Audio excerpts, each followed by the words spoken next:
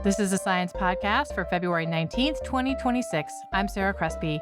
First up, science news editors and reporters are going to share their experiences from last weekend's AAAS annual meeting in Phoenix.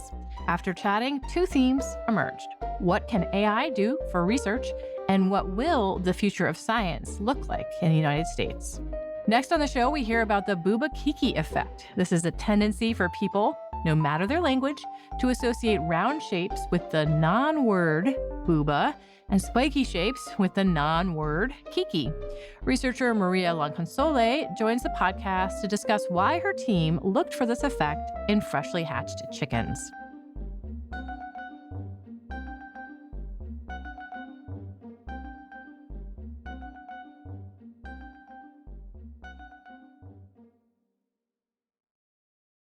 Now we have reporting out of the AAAS annual meeting that happened over the past weekend in Phoenix.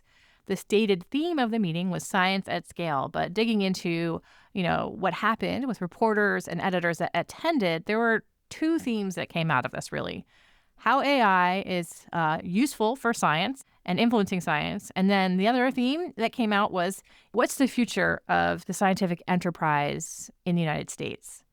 We're going to start here on the AI side. We have an interview that newsletter editor Christy Wilcox did on the ground there at the meeting with the winner of this year's Newcomb Cleveland Prize. This is a long-standing prize that honors an outstanding science paper that is considered a fundamental contribution to basic knowledge or a technical achievement of far-reaching consequence. Christy caught up with one of the authors, Cornell's David Rand, and asked him about his work using AI to debunk conspiracy theories. Here's Christy. Can you tell me the story behind this paper? So how did this come to exist in the world? Me and my co-author, Gord Pennycook, had been working on understanding why people believe things that aren't true, why people share misinformation, what to do about it for close to a decade. And then I went to a workshop with a bunch of computer scientists who were doing stuff with large language models. And I came out of it and I was like, oh, I wonder if LLMs could actually be pretty good at debunking conspiracy theories, because the challenge with conspiracy theories is they're very varied. They're idiosyncratic. Every person has their own set of beliefs, because if they're not real, they're not constrained by reality, and there's many different versions. And so a lot of the time when you try to debunk a conspiracy belief, the person will be like, oh, what about this crazy piece of evidence? What about this crazy piece of evidence that you've never heard of? And you're like, I don't know. And then it doesn't sound very convincing. I was like, but the LLM can track down, whatever it is. So I proposed this idea, and then Tom Costello, who's the lead author on the paper, built this really elegant design for how to implement it. Tom was like, let's have them describe in their own words exactly what it is they believe, which we didn't used to be able to do anything with now, but because of LLMs as research tools, you use the LLM to summarize whatever big long thing they write into one sentence that then we say, okay, this is the thing that you said. How much do you believe it's 0 to 100? We're not forcing people into buckets, but we're talking about the actual specific thing that person believes. And then they had a back and forth conversation with, that time it was GPT-4 or 4.0 maybe, which we just told the model, your job is to talk the person out of believing this conspiracy theory. And then we said, okay, now that you had this conversation with the AI, let's return to the question at the beginning. And so Tom ran it. Then he emailed me and Gord the results of the first experiment. And my jaw hit the floor, and I was just like, I can see the science paper in my mind. The effect was so much bigger than anything that anyone had seen before, and way bigger than I expected. So you found that these LLMs were actually very good at convincing people out of their conspiracy theories. Why? What are they doing that the average person isn't doing well? So what we found was there was a substantial decrease in conspiracy beliefs. So we started with only people that believed the conspiracy. And so of those people that believed it, that is rated above 50 on a 0 to 100 scale, about a quarter of the people didn't believe the conspiracy after the conversation. My expectation had been we would convince 0 people. And then also we followed up 10 days later, and the effect hadn't diminished at all. It was just as strong. We were just, okay, we're going to run another one where we change some aspect. Looks just like the first one. Great. And I was like, all right, week before we submit it, let's recontact those same people again from this first experiment and just see where they're at now. And so then we had a 2-month later follow up, and it still was just as strong as it was initially. That's So I think the amazing. durability is part of what's wild about this. And then to your question about why it works, we've subsequently run a bunch of follow-up experiments. The most often asked question when I would present this is, well, what if it had been a person instead of an LLM? Would it have worked? That's actually not a great comparison, because if you compare a person versus an LLM, one thing that's different is it's a person, but the other thing that's different is what it says would be totally different. And so that's like a confound. So we have a paper that came out in PNAS Nexus last year where we told people that they always were talking to an LLM, but we either told them it was an AI or we told them it was an expert. So there you hold the content constant and you just change whether they think it's an They think AI or it's a not. person. And it turns out that doesn't matter. Even when they think it's an expert, it works just as well. So it's not some kind of deference to AI, which is something that a lot of people had suggested. And then we have another paper where we try to dig more into exactly what's going on by doing a bunch of different variants. And essentially what we find from that is it seems like what's doing the work is the specific facts and evidence that the model is presenting. As a human, it's really hard to come up with exactly the right facts and evidence for whatever crazy thing the conspiracists is saying next. Right. You might have something if they're like, oh, the earth is flat. And you'd be like, oh, well, we've seen it from space and we can see the curvature. And then they say something else about why it's flat. And then you're like, I don't have an answer. I know that there is one. Exactly. It I know it exists, exists, but I don't have it at my fingertips. But I don't have it at my fingertips. And the Yeah. AI always has it at their fingertips. Exactly. They have that breadth of knowledge. As one example of it, there's a conversation that we show in the paper as like a sample conversation where the person's like, I think the 9/11 was an inside job. And the evidence that I think for that is that World Trade Center Building 7 collapsed, even though it wasn't hit by a plane. And Bush, you see the videos he's reading to kids, they whispered in his ear. He doesn't respond at all. He didn't seem surprised. He must have known it was going to happen. And then the model says, okay, I understand why big events like this would create lots of questions, but like, let's look at the evidence. It's true that Building 7 collapsed, even though it wasn't hit by a plane, but that's because it was hit by debris from a tower that was hit by a plane, and that caught it on fire and caused it to collapse. And yes, Bush didn't respond, and people have been arguing about whether it was right or not, but it's because he was trying to not cause a panic. And then the person's like, fine, but jet fuel doesn't burn hot enough to melt steel. And the model's like, yes, that's true, but it misunderstands the physics. It doesn't need to melt steel. Just needs to weaken it or Yeah, whatever. exactly. And then there's like, well, what about these people? They got into the country very easily and there was no security and were allowed to take lessons to learn how to fly planes. And it's like, you have to remember that before 9/11, that wasn't a thing that people were looking out for. And then the person's like, okay, thanks. And that specific person switched from 100% believing that 9/11 was an inside job to 40% believing it. Dang. On the scary flip side, what if it was trying to convince the people that the conspiracy theory was true? Yes. So we also have a working paper that we posted recently where we investigated that. And we took people who we said, name a conspiracy that you're not sure about. Because if you compare like trying to talk people out of a conspiracy they really believe versus talking people into a conspiracy they really don't believe, there's like a big difference between conspiracy believers and non-believers. And so that's like a confound. So we say, take people that start in the middle and then randomize whether we try to talk them into the conspiracy or out of the conspiracy. And then, of course, if we talk them into the conspiracy right afterwards, we say, oh, no, none of that was true. And it goes through and corrects all the incorrect things the model said. And so what we found is that if you use just a basic, like off-the-shelf model, we use GPT-4o again in that case, and we tell it it's okay to lie, talk the person into believing the conspiracy, it's pretty much just as good at talking people into conspiracies as talking them out of conspiracies. But if you tell the model you're not allowed to lie, then suddenly it's substantially worse at talking people into conspiracies. And so there's, in general, the models are persuasive. We also had papers in Nature and Science last year on political persuasion and showing that the models can be quite good at persuading people in either direction on lots of political issues or even on what presidential candidate to vote for. I think that the really important take home of this is not that you should be ignoring what AI models tell you, because like in the conspiracy one, it's super helpful and actually helps people have correct beliefs, but that it's really important to know what instructions the model was given. Basically, the model will do more or less whatever you tell them to do, whatever their designers tell them to do. And so when you're talking to a model, it's important to know what its agenda is. Is it trying to be helpful? Is it trying to provide information? Is it trying to sway you in one direction or another? So if I were to go to Grok or to ChatGPT right now, can I find that? Where would I find that information, or can I? No, you can't. That's the issue. That's where those frontier models, the prompts are opaque. We don't know what they are trained for. And basically, essentially, there's no way right now to credibly reveal what your prompt is. Because say that Mm, OpenAI was like, this is the prompt that we're using on our models. Who knows if that's true or not? You can't right. tell. Yeah. So what's next for you guys? I think a lot of this work on prompt disclosure and how do you help people get the best out of the models and take advantage of all the things they have to offer while also being protected against manipulation and being misled. Hmm. And then the other thing that we're working a lot on is trying to take the debunkbot work out into the world. So we have debunkbot.com. We've had, I think, probably 150,000 visitors at this point, just without us doing any promotion, just from organic traffic. So anybody listening to this, go try debunkbot.com. Also, we're creating accounts on social media platforms where you can tag debunkbot and it will tell you whether a post is conspiratorial or whether it's accurate Right. or not, and doing ad campaigns to try and get people to use the debunk bot, and also talking to like secondary school educators about trying to figure out how to use it in classrooms and things Hmm. like that. I love DebunkBot as a name too.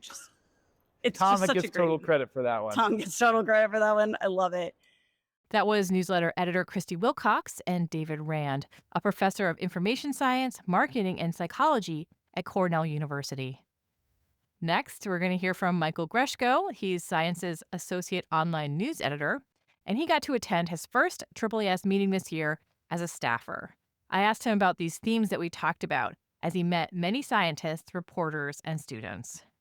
So, what did you find yourself kind of honing in on? What were you most interested in once you got there and started networking and meeting people? It should come as no surprise that I am interested in the nexus of like science and the media, or the Yeah. questions about science communication with the general public, right? That's an aspect of what I do Yeah. professionally. And so I attended a number of those sessions, and it was really interesting to see how well attended those were by researchers of all stripes, particularly early career researchers Hmm. who are very clearly thinking through these issues and the complexities and challenges that come with them, particularly in the political and cultural moment we find ourselves in. Yeah. So that was really interesting to see, and spoke with researchers across a couple different aspects of theoretical physics, which I thought Hmm. was really interesting. One of the breakthroughs of the year that we highlighted was about sort of a precision calculation of the standard model prediction of the behavior of a certain particle called the muon.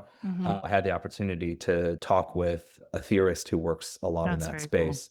And it was also interesting to talk with her because she attended perhaps the single most interesting news announcement where they made the claim that an advanced large language model helped produce and verify a new result in theoretical physics Yeah. for the first time. We're actually going to talk to Perry in a little bit about that because she's reporting it Perfect. out more thoroughly. But it is Yes. really fascinating to see this kind of contrast between people not liking generative AI and not wanting it to kind of take jobs or cause problems in the general public. But then on the science side, there are very, very well established ways that this has helped with research. And it's a really stark contrast, but it's also a really exciting time. I think one of the things that makes this such an interesting and important story for not only science to cover, but why it's getting so much attention generally, is not only the promise of these technologies, but the profound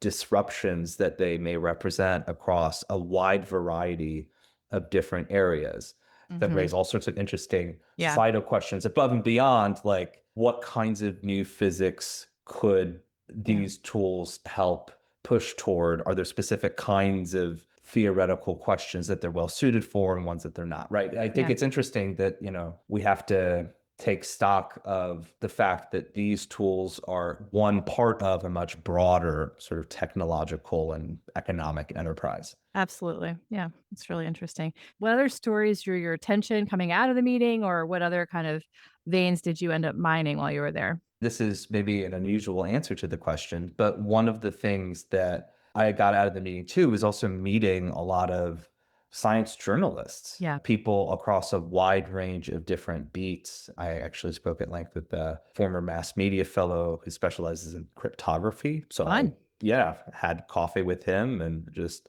talking about the present and future of cryptography and Another quantum fraught computing. area. Yeah, Right. absolutely. One of the reasons why AAAS is so fascinating to attend as a journalist is that you've got so many different kinds of people Yeah.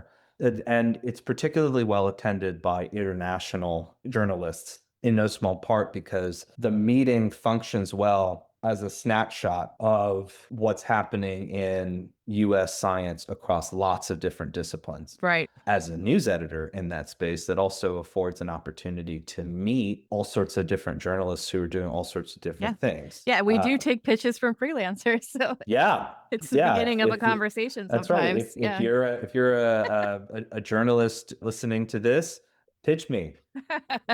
Yeah, Um, cryptography or otherwise. yeah, absolutely. Yeah. What about the kind of the big conversation about science in the US, which is the funding situation, kind of big Hmm. changes at the administration of Yeah. science at NIH and SF. Did you see much of that playing out at AAAS? One area of focus I had was talking with a number of the international Yeah. representatives who were there, folks who are affiliated with grant organizations in other countries, for example, groups like the Chinese Academy of Sciences, Mhm. or people who are associated with managing academic collaborations between Europe and North America. Oh, yeah.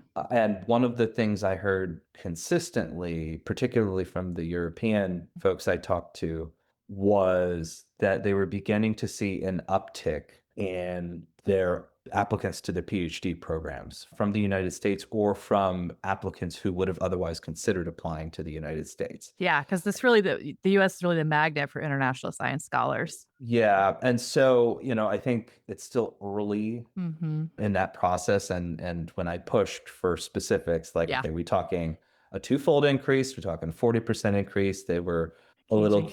cagey about that. I see us doing a data story on that next year. Yeah, Yeah. absolutely. Yeah. But what I heard consistently was that there was the beginning of a trend, or what looked like the beginning of the trend. It was on people's minds for sure that they're Oh, gonna see a change. Yeah. 100%. Yeah. Should we end on a happy note, Michael? Do we have one? One of the things that was also just on like a very, I don't know, Yeah. it warmed the cockles of my heart, was seeing a lot of really talented high school age researchers who were presenting posters. Yeah, it's my Uh, favorite thing. I mean, just all sorts of remarkable things. I was walking through the poster hall with Rodrigo Perez Ortega. Rod is an extraordinarily talented writer, a Yeah. PhD himself, currently doing the Knight Science Journalism Fellowship.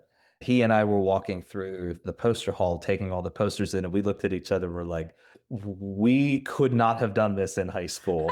Uh, It's so different. yeah. Absolutely. And Yeah. so, in that respect, the future is bright. You have Yeah. all of these incredibly bright minds who are enthusiastic from all walks of life, from all around the world, seeking to push the bounds of human knowledge Yeah. amid the, I don't know, the uncertainty that in some respects kind of hovered over the meeting, or parts of the meeting, kind of like a fog. Yeah. You had these rays of sunshine blasting through it. That's awesome. All right, Michael, this has been so fun to talk about. Thank you so much. Thank you. That was Associate Online News Editor Michael Greshko. And as I alluded to in our conversation, I also got a chance to speak with news intern Perry Thaler about her first AAAS meeting. She ended up following up on a piece of news she learned about at the meeting, also on AI. And in this case, it's on ChatGPT contributing a solution to a physics problem. All right, Perry, was this the first AAAS meeting you went to? Yes, it was. It was chaos. Especially when you're trying to get stories and it's all Mhm. packed into like 2 days, and then there's all Yeah. these journalists there that you wanna meet and events. And there were so many interesting people doing so much interesting research, and there isn't time to meet everyone. If you look through the program and you're like, "Oh, yes, yes, yes." But, like, really, you just wanna button hook those people and talk to them about other Yeah. things, right? Because 'Cause you've already read their Yep. abstract, you already know. It's like those little 100%. things they toss off in their intro or in the questions and answers after, you just wanna chase them down. Mhm. Okay, so you did end up covering one story. This is gonna go in the print magazine, and it's gonna be online pretty soon within a few days of this podcast, and that was on this kind of surprising contribution of AI to the field of physics. What was a question that scientists tasked it with looking into?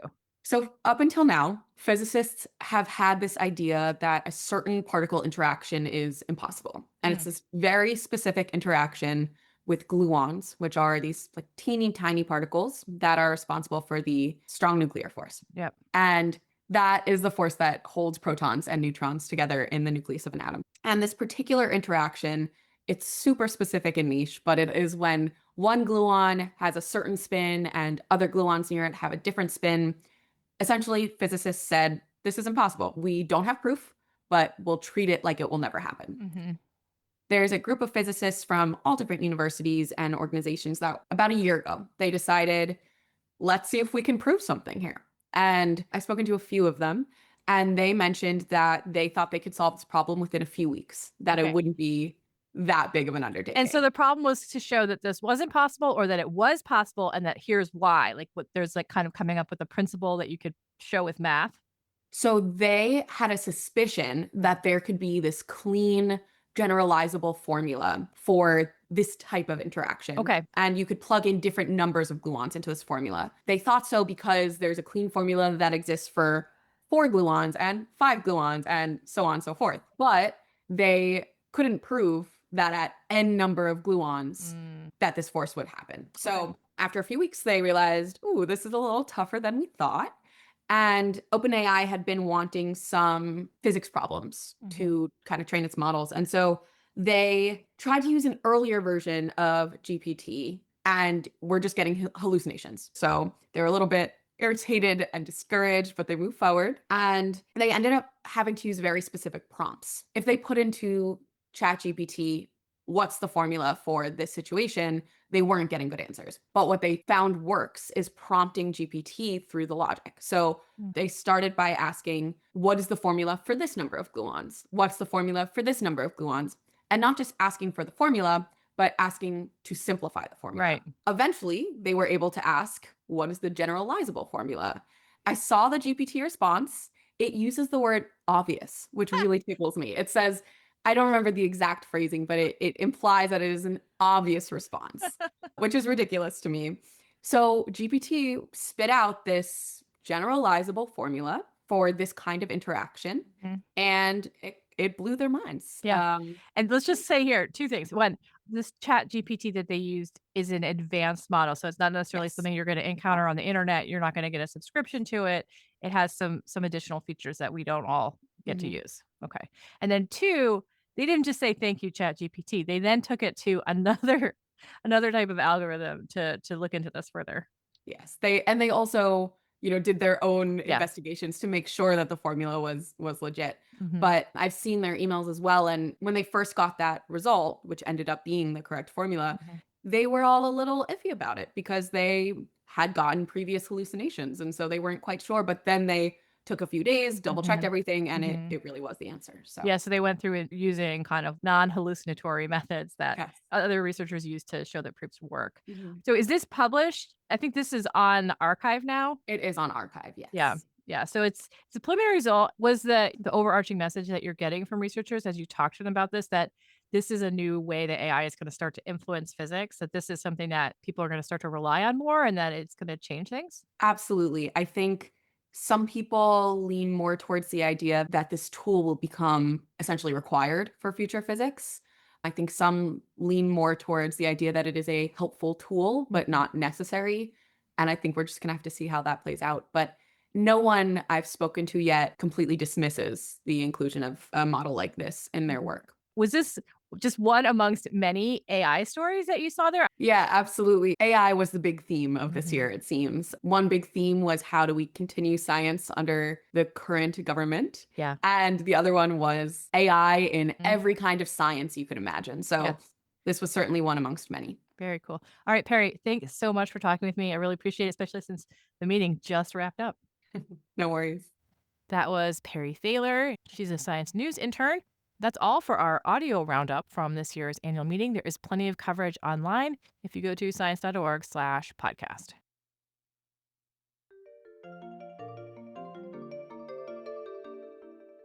This spring, Uber Eats has you covered. Whether you're celebrating mom, dad, or your favorite grad, not all of us are great planners, and with the Uber Eats gift hub, you don't have to be. Send flowers, perfume, champagne, or just their favorite meal straight to their door. Gifts arrive in as little as 25 minutes, and you can add a personalized video message for that additional so not last minute touch. So this spring, get a leg up on gift giving with Uber Eats. Last minute gifts that land every time. Must be 21 or older to purchase alcohol. Product availability varies per region. See app for details. Apply today for a chance to win the Science and SciLife Lab Prize for Young Scientists. This annual prize recognizes outstanding doctoral research in life science, including cell and molecular biology, genomics, proteomics, systems biology, ecology and environment, and molecular medicine. Apply today at science.org/prizes for a chance at the $30,000 grand prize. Submissions close July 15th, 2026.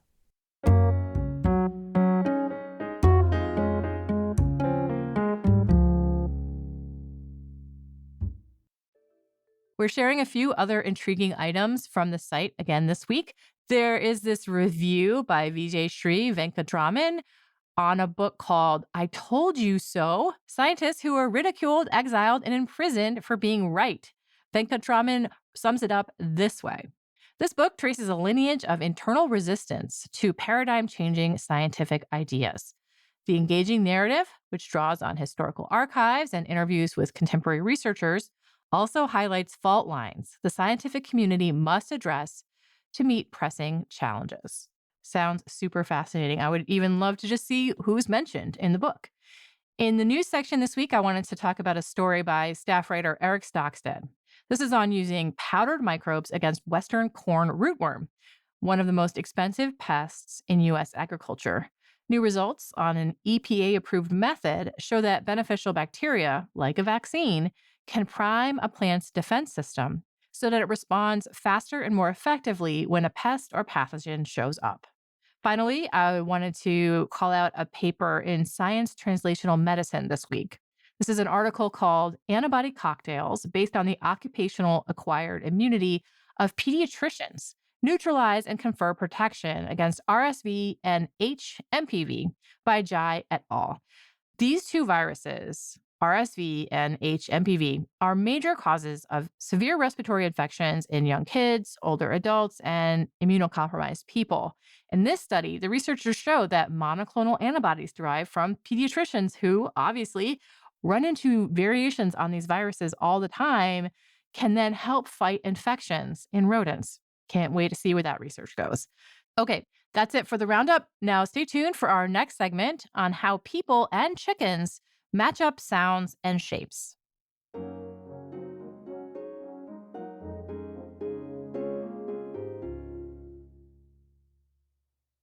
We're going to talk about the Booba Kiki effect. And if I were to demonstrate it for you, basically I would play this noise, this booba noise. Booba. And then if you were in a study, I would present you with two images, a roundy one and a spiky one. And with the booba noise, you're more likely to identify it with the round thing. And with the kiki noise, which sounds like this, Kiki. the participants are going to say that's the spiky thing. And that's true kind of generally across languages and cultures. And this is like a cross-modal connection, linking sight with sound without any other cues. And it works regardless of a person's language. And there are other cross-modal connections out there, like for luminosity. Bright light is linked with high-pitched noise and darkness with low pitch. This extends into animals. They make these luminosity connections as well. But surprisingly, the Booba Kiki effect doesn't work in non-human primates like chimps. This week in Science, Maria Lanconsole and colleagues wrote about seeing this effect in newborn chicks. Hi, Maria. Welcome to the Science Podcast. Hello, hi. Hi. Hello, hi. Hi. So this is so fascinating. Before we get into the meat of the paper, could we just talk about these cross-modal associations a bit more? I talked about luminosity, brightness, and the high-pitched noise. Just think about a light going on and hearing high-pitched noise. This really works for me. What other ones have been found? There's many examples. One I can think it gives you quite a good idea of how these correspondences work is the one between pitch and size. High-pitched sounds are more related to smaller objects and low-pitched sounds to larger objects. And this gives you also the idea of like how these correspondences might work, so what they are for. If you imagine yourself like in the wood and you hear a high-pitched sound, you are more likely to expect a small animal like mouse or whatever. If you hear a low-pitched sound, it might be a larger animal, maybe a predator, so you might want to pay attention to your surroundings a bit more. I think this is so fascinating. And the Booba-Kiki effect linkage exists in people, but not in chimps or bonobos, these non-human primates. But you chose to look for it in your paper that we're talking about in chickens and baby chicks. Why did you want to investigate this in such a distantly related animal? Well, we do know that chicks do have other instances of cross-modal correspondences. And to be fair, that is also true for primates. But with baby chicks, we would have access to way younger subjects, so we could have a control on their experience. This means that if anything happens through life that modifies this experience, with chicks, we won't have that problem. We can see when they hatch how they will interpret the world, how will they react to stimuli. Completely naive. I remember, this is a paper from a long time ago, that zebra finches, they actually learn, they do some audio, like vocal learning inside the egg. How did you eliminate this factor, make sure that it wasn't happening with these newborn chicks? Yeah, that is true. The example of zebra finches is quite striking. And they use this call to communicate. So the mom used the call to inform the babies, the embryos, about the heat, for example, so that they would be prepared to that. With baby chicks, we have the eggs in the lab. So we hatch them, we incubate them in some machineries that prevent any sound from external to come in. Of course, they can hear their own sound, but that will be in one modality only, right? Because they can hear themselves, but they cannot match to any visual information whatsoever.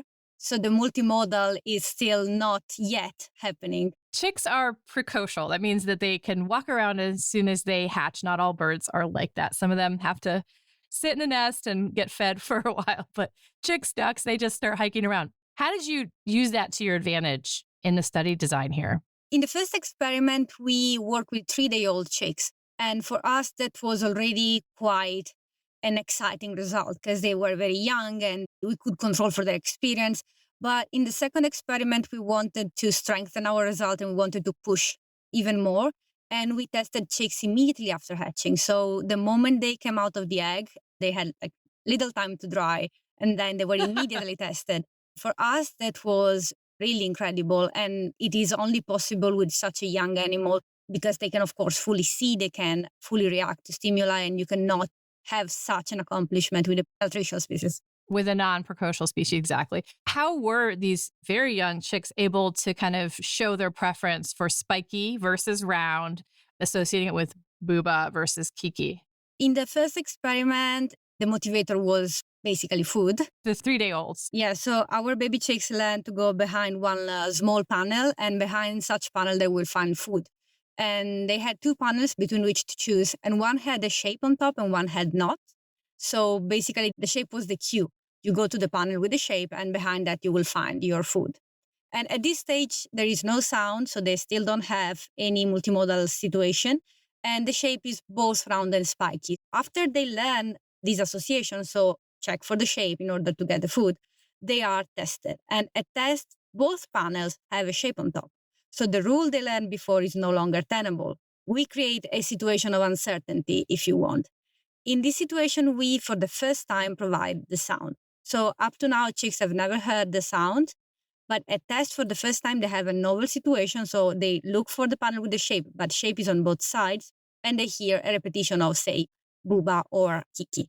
The idea is that under such an uncertainty situation, they might want to tap in on their predisposition or their biases. And that's what they did. So in the Booba trials, they were more likely to go for the panel with the round shape, and in the Kiki to the one with the spiky. And so when you took it back down to one day, first day of life for these chicks, and you ran an experiment that had some of the same elements, but there were some differences, like there was no food involved, they still kind of showed this preference, right? Linking these two things. Exactly. To be fair, we were not sure we could have found a nice motivator for the newly hatched chicks. What we did basically was to exploit the fact that they are precocial and hence they will be likely to explore their surroundings.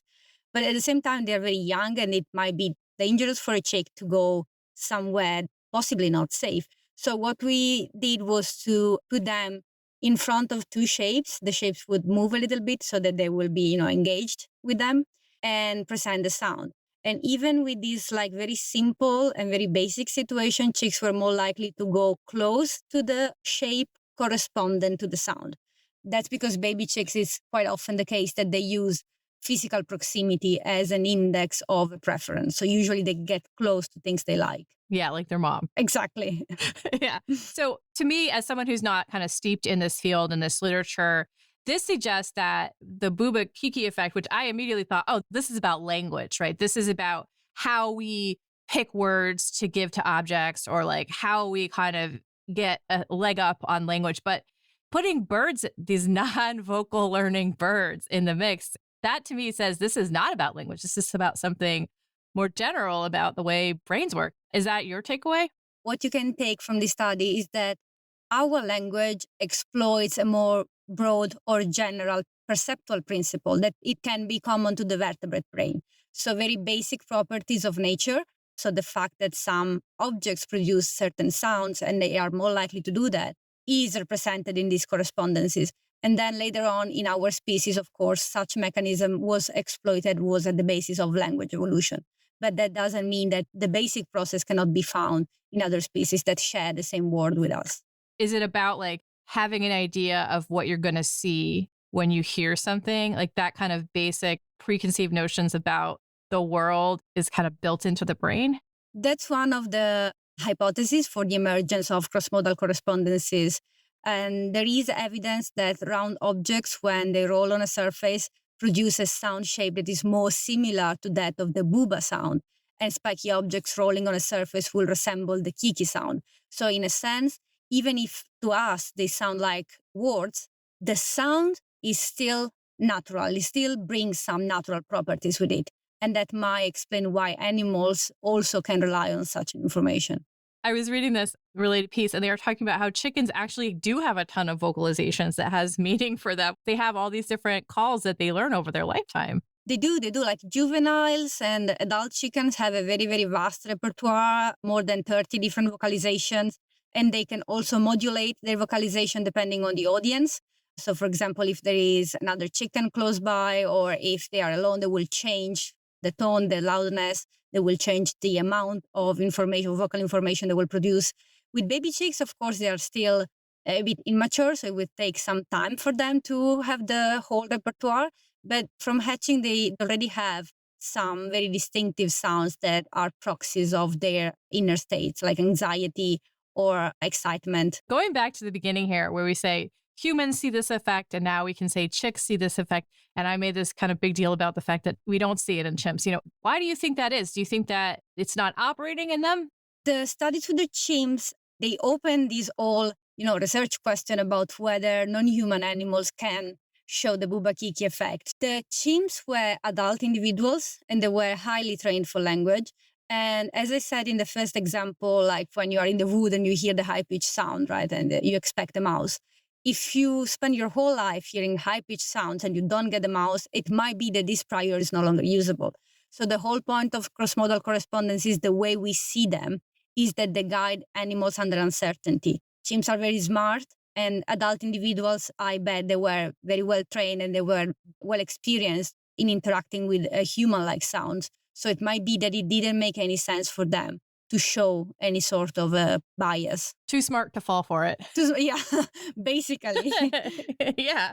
Thanks, Maria. This has been super fascinating. Thank you for having me and for giving me the chance to talk about my research a little bit. Sure.